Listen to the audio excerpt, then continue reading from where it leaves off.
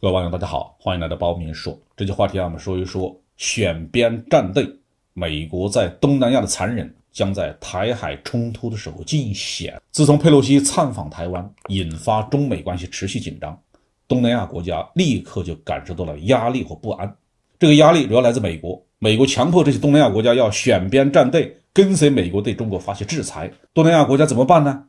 有些专家认为东南亚的态度会分为三类，一类是乐观主义者，认为台海危机会自然消退，保持现状，例如印尼；第二类认为是美国在加剧紧张的局势，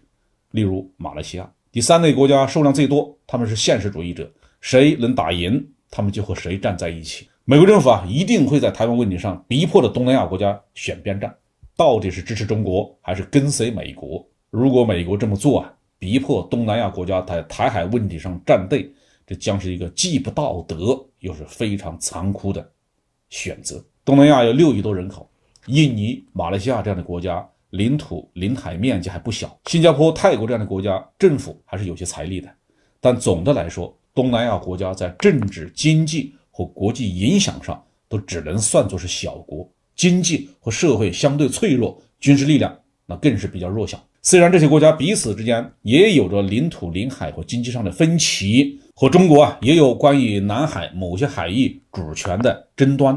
但是这些年来毕竟都没有诉诸武力除了美国的舰机经常来搞自由航行和军事演习引起紧张，南海的局势总体上是平静的。现在全球的军火商都把东南亚当作一个重点推销区域，但是包括泰国、马来西亚、印尼、文莱、菲律宾在内的这些东南亚国家并没有走上穷兵黩武的道路。虽然其中这些国家是军政府掌权，可是也没有对外扩张的意图，这是东南亚国家近些年来经济能够取得发展，人民生活有所改善的主要原因。在处理对华关系问题上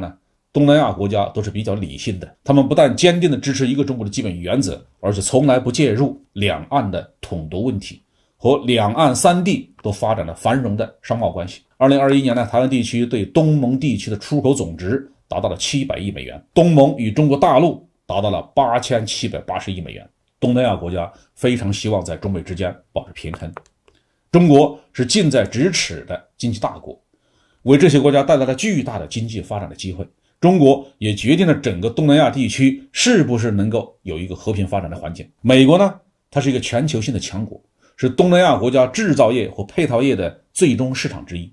美国也能够决定东南亚甚至整个亚洲以及全球的供应链是不是能够顺畅的运行，特别是美国具有强大的军事机器，完全可以剥夺整个东南亚的和平发展的环境。为此绝大多数东南亚国家不得不和美国保持一定程度上的军事联系，免得被美国政府当作是异类或者是对手而挨收拾。但是现在美国一定要插手台湾问题，将来一定要逼迫东南亚国家在这个问题上做选择题，到底是支持中国还是支持美国？这是给东南亚国家出的一个致命的难题。